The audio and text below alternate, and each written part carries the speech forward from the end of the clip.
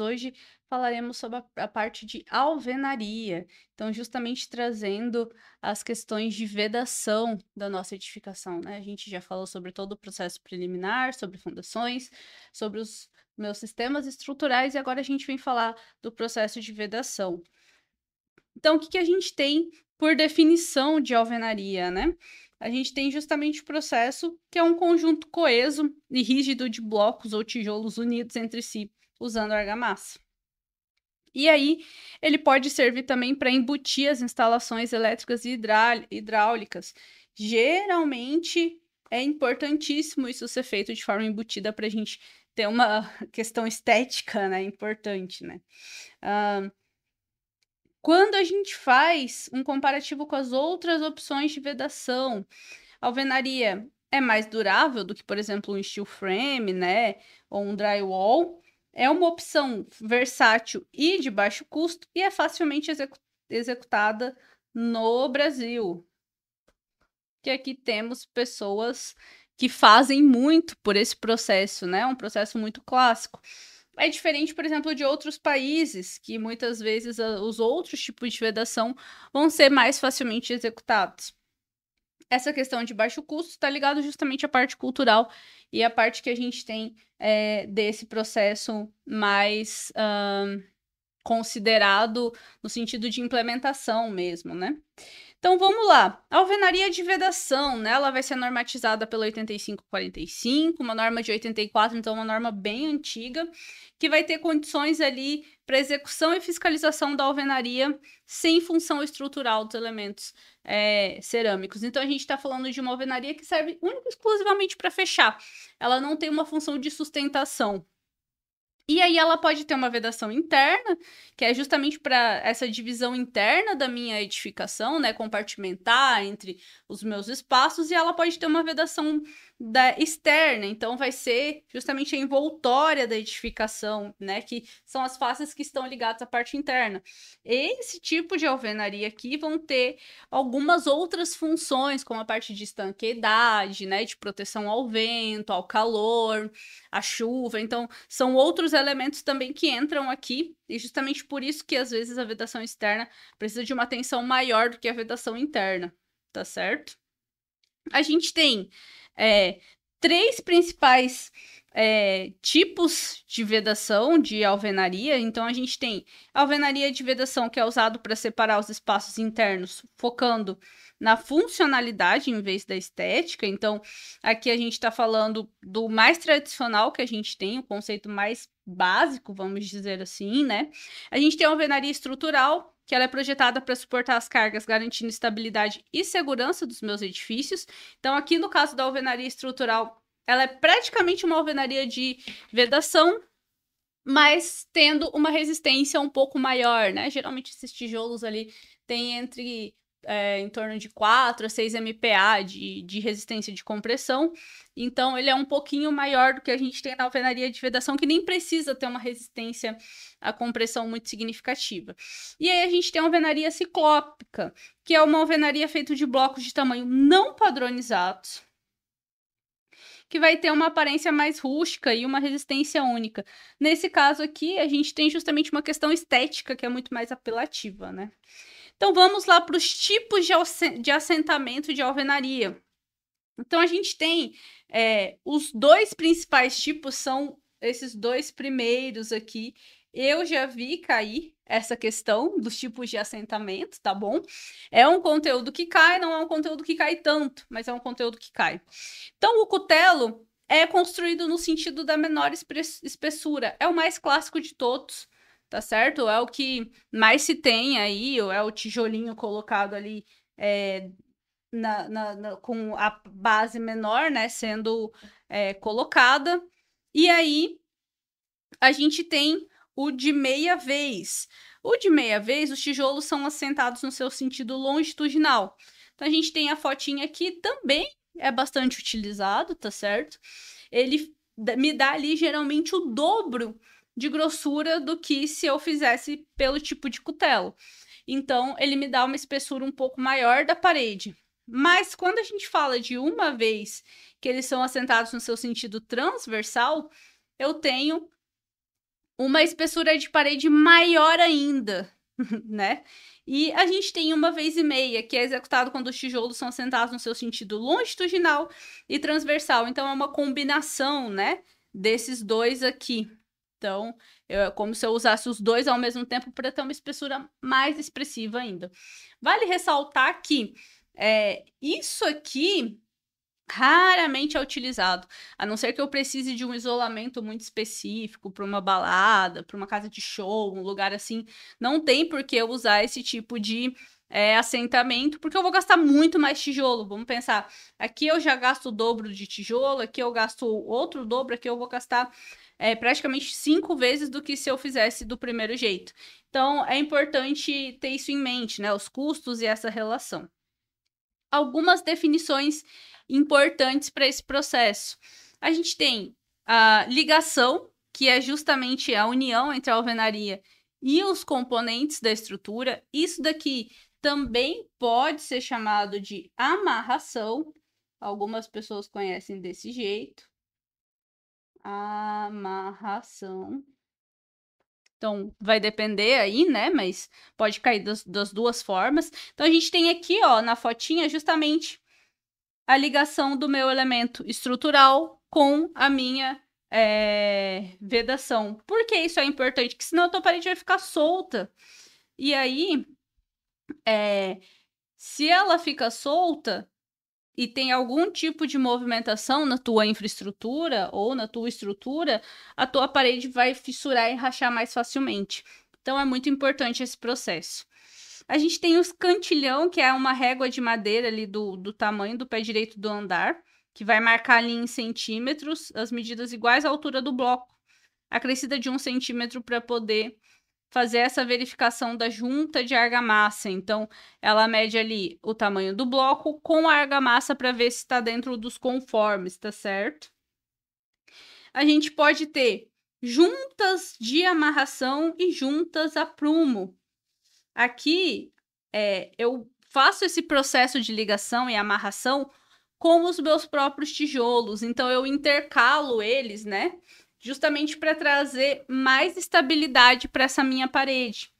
E eu tenho as juntas a prumo, que são juntas verticais contínuas, justamente esse desenho aqui, em que eu faço tudo empilhadinho. Isso não é recomendado. Raramente você vai ver alguém fazendo, né? Justamente porque não faz sentido, tu enfraquece muito mais o teu sistema de vedação.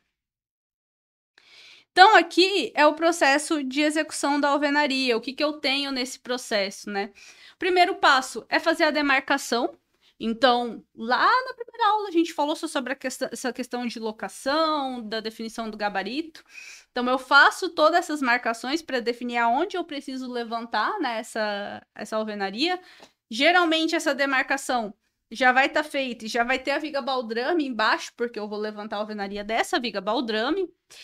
Então, eu faço a elevação das minhas paredes, faço a amarração entre as fiadas, justamente com esse processo, justamente com esse processo aqui de juntas de amarração, mas aí a gente faz isso com os diferentes fiadas, né? Eu tenho uma fiada aqui na minha longitudinal e na minha transversal, e aí eu consigo fazer essa amarração, colocando um tijolo daqui, um outro tijolo aqui.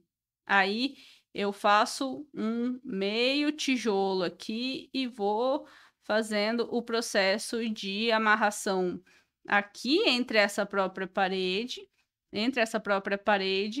e entre esses elementos aqui que estão sendo subidos, né? Aí eu vou colocar meio tijolinho e vou pôr um inteiro para cá, um inteiro para cá. E aí depois eu subo outro de novo. E assim a gente vai fazendo, tá certo?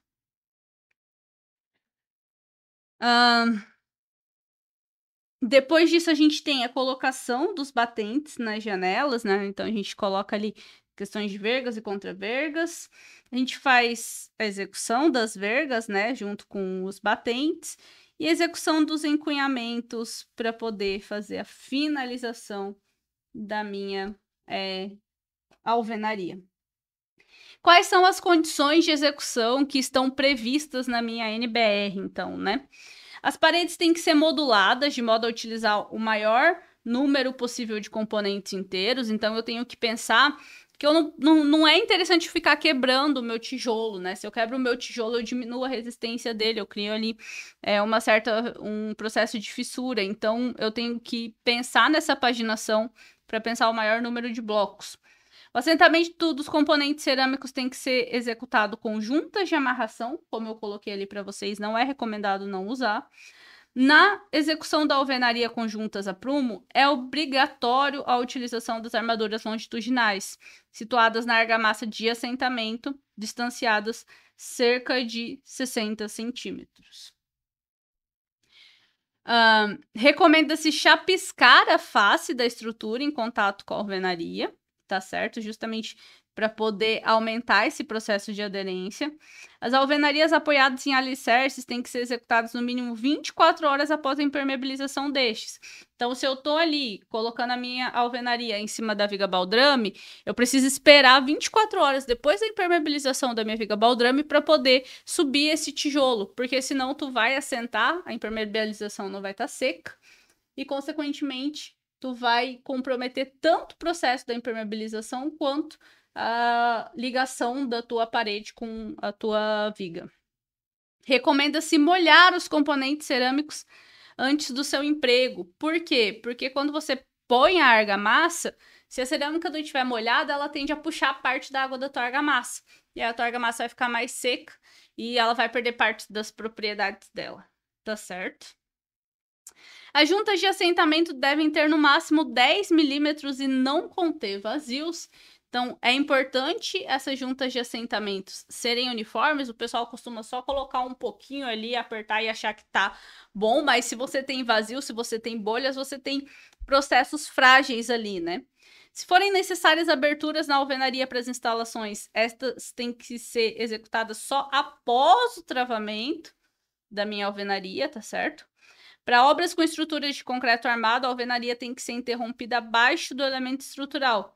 O espaço só deve ser preenchido após 7 dias, né? Então, pensando ali na questão das vigas, eu tenho que ter um espaço para deixar isso e depois eu vou fazer ali o meu encunhamento. Então, eu tenho aqui as minhas vergas, contravergas e cintas, né, que vão reforçar e suportar a movimentação da minha parede.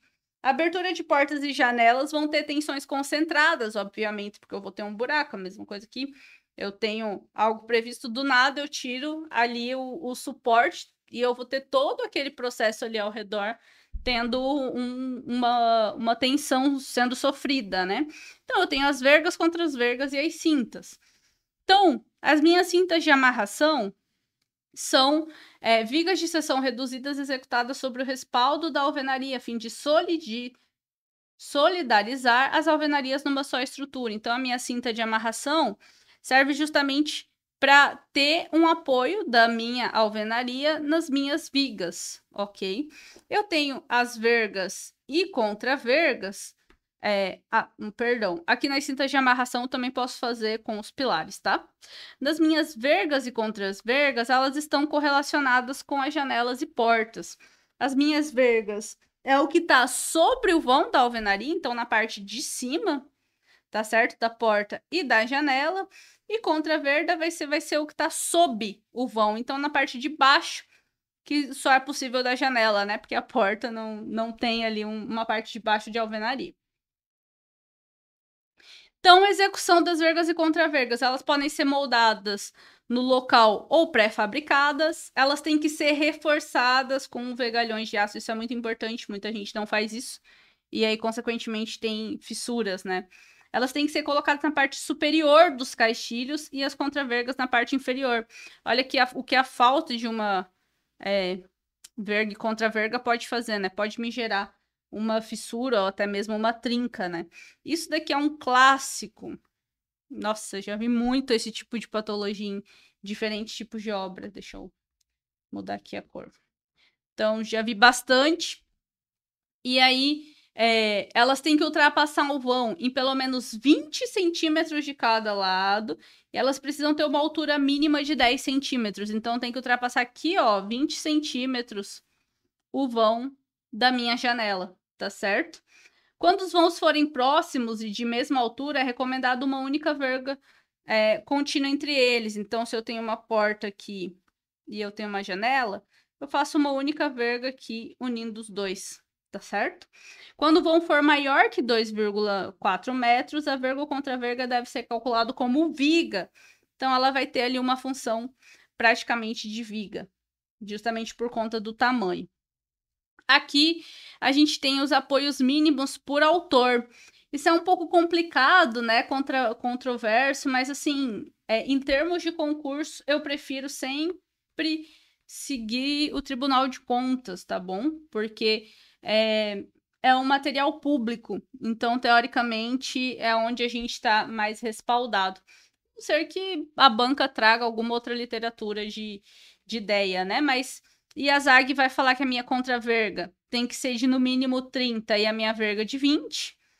Enquanto o TCU vai falar que a minha contra-verga tem que ser de 30 a 40 e a minha verga de 30 a 40. Salgado tem que falar que a contra-verga tem que ser de 40 e a verga de 40. E Milito tem que falar que a minha contra-verga tem que ser de 30 e a minha verga de 30 ou 1/5 do meu vão. Certo? As vergas e contra-vergas. Esse slide está repetido. Então, agora entrando no assunto de encunhamento, tá certo? O encunhamento é o fechamento do vão entre a alvenaria e a estrutura, que é feito depois da cura da alvenaria. Então, eu preciso esperar um certo tempo, eu não posso fazer direto, né? E aí, nesse caso, a aplicação das cargas do pavimento superior. Se não for feito no momento certo, a alvenaria pode se soltar da estrutura devido à acomodação das peças. Então, geralmente, como que a gente faz, né, esse tipo de elemento estrutural? A gente costuma usar bastante, esse daqui é o mais utilizado no Brasil, de longe, é o uso de tijolo maciço, assim, na diagonal, com a argamassa, tá certo? Então, ele funciona ali como uma transição das cargas da viga para o meu tijolo em si. Porque tem que lembrar que o meu tijolo ele não serve para ter uma carga estrutural sobre ele, né? Então, ela serve justamente como essa zona de transição aqui de um elemento para o outro. Eu posso usar também uma espuma expansiva, né, de poliuretano, e aí nesse caso o vão deve ser de no máximo 3 centímetros. Então, fica aqui essa espuminha que vai fazer esse processo também. E aqui, no caso dos tijolos maciços, eu tenho que parar a minha alvenaria cerca de 20 centímetros antes do encontro da alvenaria com a minha viga, ok? Falando agora aqui da ligação da minha alvenaria com o pilar, é importante ter esse encontro justamente para garantir a amarração da alvenaria com a estrutura, né? Eu posso fazer isso de 2 jeitos, com a minha tela galvanizada ou com meus ferros de espera. Então, a minha tela galvanizada, eu vou fazer um recorte ali dessa tela, eu vou colocar parte na minha alvenaria e eu subo no meu pilar. E aí eu posso fazer essa fixação de diferentes jeitos, né? Eu posso fazer por pinos de aço, eu posso fazer por meio de colas, enfim. Tem outras formas de serem feitas, mas por pinos de aço é o mais tradicional. E eu posso fazer ferros de espera, eu posso colocar os ferros de espera dentro da minha alvenaria, que aí depois, quando eu fizer a minha concretagem do pilar, parte desse concreto vai entrar ali na minha alvenaria, que vai ser furada, né? E como eu vou ter ferros de espera ali, vai passar parte dessa minha carga da minha alvenaria para o meu pilar diretamente, tá bom? Aqui a gente tem essas fotinhas, né? Então, aqui, no caso, a tela de espera, né? A tela galvanizada, perdão, com os meus pinos aqui sendo fixados no meu pilar. Nesse caso, o meu pilar já tem que estar executado. E aí, aqui, ó, eu vou então passar argamassa e vou ter essa tela linkada, né, com o meu sistema de vedação. Aqui eu tenho os meus ferros de espera, né, que podem ser fixados junto à concretagem ou com adesivos epóxi. Então, eu deixo os meus ferros aqui sendo colocados, eles são bem fininhas, né? Mas justamente vão trazer essa ideia, né? Esse contexto. Vale ressaltar que, embora a alvenaria cerâmica ela seja um dos principais elementos de vedação que a gente mais usa no Brasil de longe, temos outros materiais para vedação, né? Não são os únicos exclusivos que a gente tem nesse contexto. Então, acho que vale ressaltar e citar alguns deles aqui, porque novas tecnologias vêm caindo também em alguns editais, e é importante ter uma noção básica desses outros materiais, de como eles funcionam, seu comportamento, enfim, todo esse processo, tá certo? Então, a gente tem aqui os drywalls, que é uma parede usada em ambientes internos, feitos de placa de gesso com estruturas de metal. Também pode ser chamado de steel frame, tá? Depende muito da literatura. Aqui a gente conhece muito mais como drywall, mas também pode ser chamado de steel frame. É um método seco, sem uso de água, cimento ou argamassa, e gera pouco resíduo. Então, aqui a gente tem alguns exemplos, né? Aqui uma foto da execução dele, de um escritório em que ele estava sendo feito. E isso é uma coisa muito importante, né? Porque a gente está falando justamente de um processo que se chama assim, né? Algo que vai ser uma parede seca. Então, isso traz um processo de construção racionalizada, um processo de construção que não vai gerar resíduos. Isso vai ser muito importante para garantir uma obra mais limpa, uma obra teoricamente mais sustentável, enfim. E eu acho que principalmente uma questão de uma obra mais rápida, né? E uma obra que não seja tão definitiva. Acho que isso é um ponto também que é bem importante. Por que essa questão de não ser definitiva, né? Errei aqui. Por que essa questão de não ser uma obra definitiva? Justamente por essa questão de que eu posso fazer essas divisões com esses materiais e tirar eles, instalar em outros lugares. Não é que nem a alvenaria, que para eu tirar depois eu preciso simplesmente quebrar e eu gero uma quantidade de resíduo gigantesca. Então, eu acho que esse é o principal ponto, assim, de grande diferencial, né? Vale ressaltar que existem muitas reclamações quanto à questão de isolamento e tudo mais desses sistemas, mas ele é um ótimo sistema se feito da forma adequada. Muita gente faz, né, com esses perfis aqui e as placas sem ter o isolante, sem o uso do isolante. E aí, sem ter o isolante, seja ele de EPS, ou seja, de uma lã de rocha, enfim, de qualquer coisa ali que pode ser feito, eu vou ter, de fato, uma parede que vai me trazer problemas acústicos, porque eu vou conseguir escutar os sons entre os meus ambientes, mas eu consigo evitar isso, justamente colocando um bom isolamento, fazendo uma boa execução da minha obra. Aqui a gente tem uma fotinha com a legenda de todo o sistema, né? Então, só para a gente passar aqui, temos então a chapa de gesso aqui, que está sendo identificada como o primeiro, né? A gente tem o 2, que é justamente o montante aqui de aço que é colocado. A gente tem a guia de aço, né? A gente tem no 4, que vai ser um enchimento que pode ser uma lã de vidro, uma lã de rocha, um EPS, enfim, é um isolante, né? Você vai escolher. A gente tem a fita para junta aqui no ponto 5, né? No ponto 6, a gente vai ter a massa para junta. No 7º, a gente vai ter a fita para o isolamento em si, para poder fechar o sistema. E no 8, a gente vai ter os parafusos aqui para poder fazer as conexões.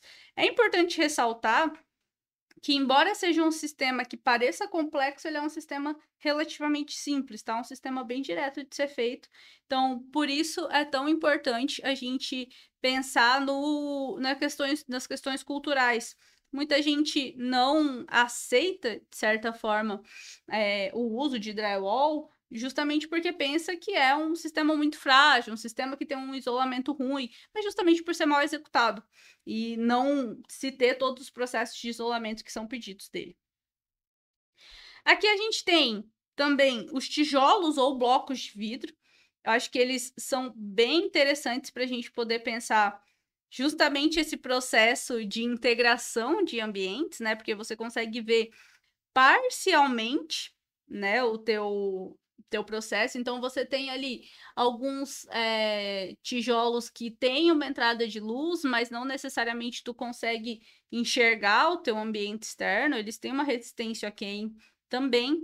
Para a vedação é muito legal, porque tu tem um aproveitamento de luz sem necessariamente ter uma abertura gigantesca de vidro, ter uma pele de vidro que vai passar tanto calor assim. Então, eu acho que é uma ótima alternativa, tanto para a parte de conforto lumínico, quanto para a parte estética, né? A gente tem também os blocos de concreto simples, e eles são bem similares aos blocos de alvenaria, né? Eu diria que são praticamente a mesma coisa, inclusive. Eles podem ter também a parte de função estrutural, que é a classe A e B, justamente entrando aqui com a resistência de 8 MPa, maior que 8 MPa na classe A, e aí é obrigatório para aplicação abaixo do nível do solo, quando você vai usar, por exemplo, esse tipo de concreto para fazer as vigas baldrame, certo? E aí, uma classe de função estrutural de 4 a 8, que é uma classe mais comum que você usa ali nas paredes e tudo mais, que é o mais básico que a gente tem, e tem justamente aqui a fotinha dele do lado, né, sendo executado. Eles são executados de uma forma bem similar ao cerâmico, né? Eles podem ser deixados aparentes, diferente do cerâmico que precisa de uma argamassa ali, de um revestimento. A gente vai falar dessas questões de revestimento na próxima aula. Mas uma coisa que eu acho interessante deles é que eles têm um processo de obra um pouco mais limpo do que o cerâmico. Por quê?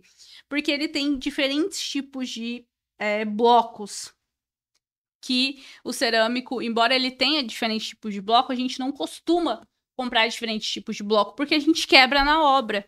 O bloco estrutural, a gente não costuma fazer muito essa quebra. A gente compra o bloco e compra o meio bloco, justamente para poder fazer esses encaixes, né? Porque quebrar concreto é muito mais difícil.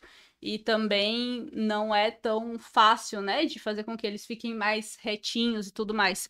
Além disso, a gente usa também para a instalação desses blocos argamassas colantes. Então, a gente tem uma redução do uso de materiais aí para a parte de juntas, de vedações e tudo mais. Tá certo? E aí a gente tem por último aqui a classe C, que pode ser com ou sem função estrutural, mas geralmente é utilizado aí sem função estrutural, só para vedação. Esses tipos de blocos de concreto foram bastante utilizados para habitações de interesse social no Brasil, mas eles têm um desempenho térmico bem baixo. E aí, por conta disso, que não se usa mais tanto quanto já usou. Mas ainda tem bastante construtora que aplica, tá certo? A gente tem também, por último e não menos importante, o concreto celular autoclavado, que são os blocos de concreto celular ali de baixa densidade, porque tem uma incorporação de ar. Então, eles vêm justamente sendo blocos muito mais leves, tá certo? Então, eles vão diminuir o peso, porque o concreto ele tem uma densidade muito alta. Então, imagina uma casa toda cheia de bloco de concreto. Vou ter uma densidade muito significativa, né? E esse peso, com toda certeza, vai passar para minha fundação.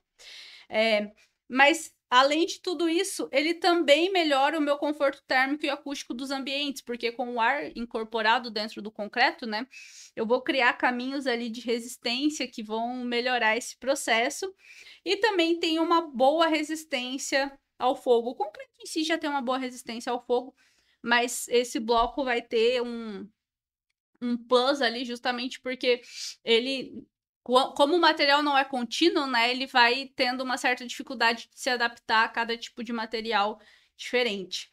Então, assim, fazendo uma revisão geral aqui, a gente tem os tipos de alvenarias, que são as alvenarias de vedação, que podem ser tanto de cerâmica quanto de blocos de concreto, quanto de vidro, como a gente pode ter sistemas de vedação que são de sistemas industrializados, né, como a parte de drywall, de steel frame, enfim.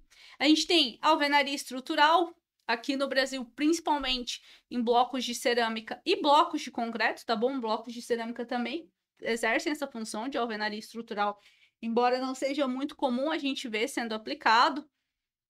E a gente tem também a alvenaria ciclópica, que são alvenaria feita de blocos de tamanhos não padronizados, aqui exercendo uma função muito mais estética, né, do que necessariamente uma funcionalidade para a vedação em si, só para a vedação em si. Claro que também tem essa função, mas temos um extra nesse caso.